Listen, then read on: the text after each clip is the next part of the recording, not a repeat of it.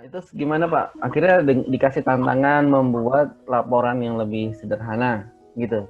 Betul, betul. Jadi laporan yang lebih sederhana saya buat sedemikian rupa, saya susun berdasarkan cabang, berdasarkan golongan, berdasarkan segmentasi.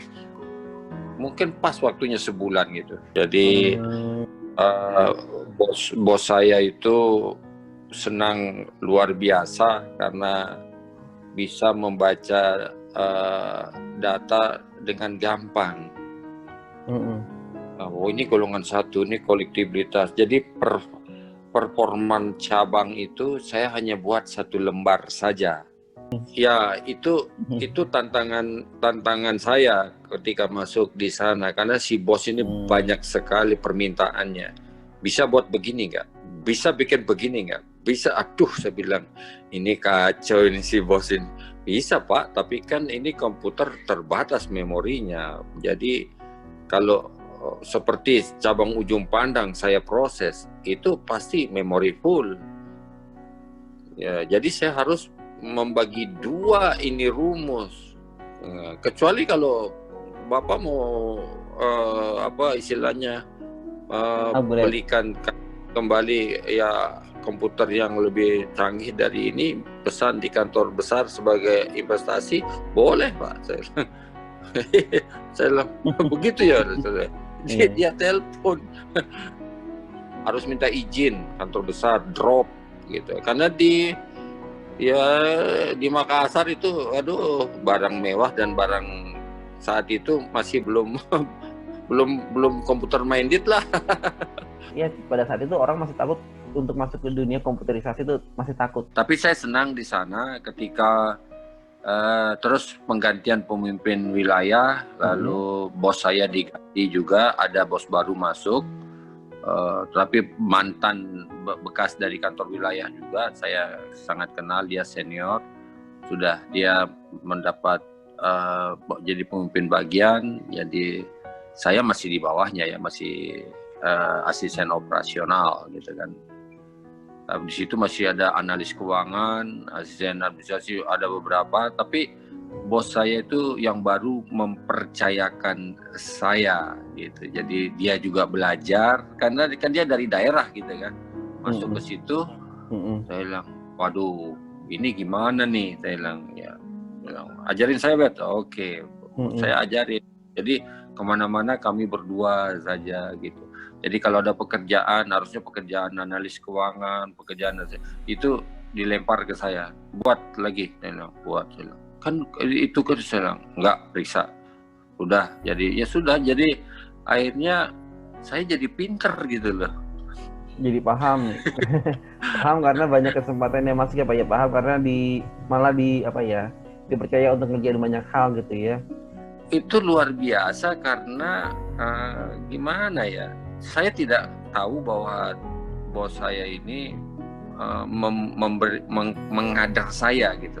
Itu nggak kepikiran di saya, nggak kepikiran. Kan sudah berubah juga organisasinya, bagian saya itu menjadi bagian rencana kerja dan anggaran dan informasi itu ya masuk ke data itu, seperti itu. Wah, itu senang sekali karena semua evaluasi kinerja cabang itu larinya ke bagian saya gitu kan. Jadi saya tambah senang saya bekerja. Saya dikasih komputer 2 gitu. Jadi saya pegang 2 komputer, sudah pokoknya sibuk lah gitu ya. Saat jadi sibuk gitu. Kalau mau evaluasi apalagi, saya bilang, wah ini kinerja cabang begini, kan satu buku sudah ada, formnya udah ada. Itu paling enak gitu, negur pemimpin cabang. Pak, ini begini, saya bilang, ya sudah, Bapak punya data salah, saya ganti di wilayah saja. Nah, sudah begitu. Jadi kami di wilayah memperbaiki ada berapa 16 cabang, 14 cabang saat itu ya. di Indonesia Timur. Wah, itu luar biasa. Nah, kalau sehari atau 2 hari mau evaluasi kan dievaluasi oleh direksi gitu, oleh direktur. Nah, itu mereka sudah datang perbaikan data sekaligus ya briefing lah saya. Bos saya sih yang briefing, bukan saya kan. Tapi saya ikut di dalamnya. Saya bilang, ini Pak, datanya ini segini nih, bla bla bla bla bla. Nah, akhirnya enak. Jadi saya bekerja saat itu ya walaupun sampai larut-larut malam, tapi enjoy saya bekerja. Iya, Saya bilang, itu sesuai dengan passion gitu ya Pak. Iya, saya menemukan passion saya di sini. Passion saya. Nah, Pak mau nanya, itu maaf kalau agak pribadi, sampai apa Pak jenjang yang sudah Bapak capai dengan belajar komputer ini sampai apa Pak? Nah, di bagian itu kan saya lama di bagian situ di data sampai saya ke analis keuangan. Luar biasa ya. Saya analis keuangan ya. Ya, saya sampai ke analis keuangan, terus pangkat saya itu sudah senior asisten manajer gitu ya. Di keuangan itu. Iya. Nah, itu tahun 93, itu restrukturisasi. Bagian saya yang dulunya mengelola data, rencana kerja, anggaran, bisnis plan, ini semuanya ada kantor wilayah dan kantor cabang gitu se-Indonesia Timur, itu dipecah menjadi 4 bagian. Jadi 4 manajer di situ. Saya bilang hebat kali ini bagian saya ini. Dipecah jadi 4 manajer.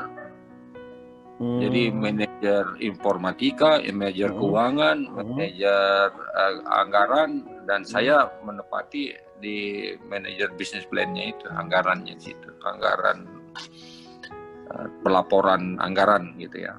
Wah, lalu saya ingat itu di bulan, kalau nggak salah di bulan November atau awal Desember ya, diminta, saya bilang udah kamu tangani bagian lama saya yang bisnis plan. Siapa? Berarti kan saya naik manajer di situ. Iya betul. Tapi kan saya baru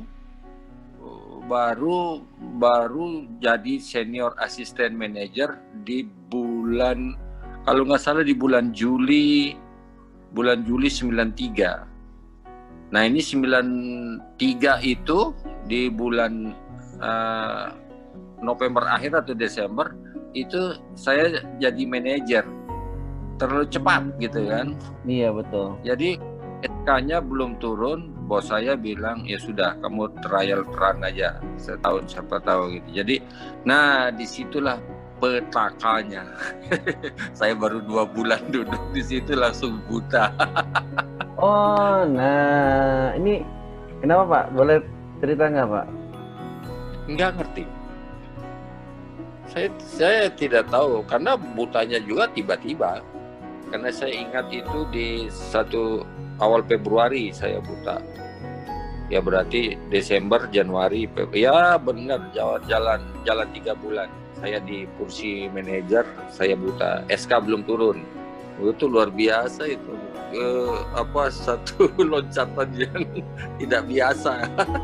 Nah, terus gimana Pak cara menghadapi proses itu? Kenapa sih Pak kejadiannya gimana?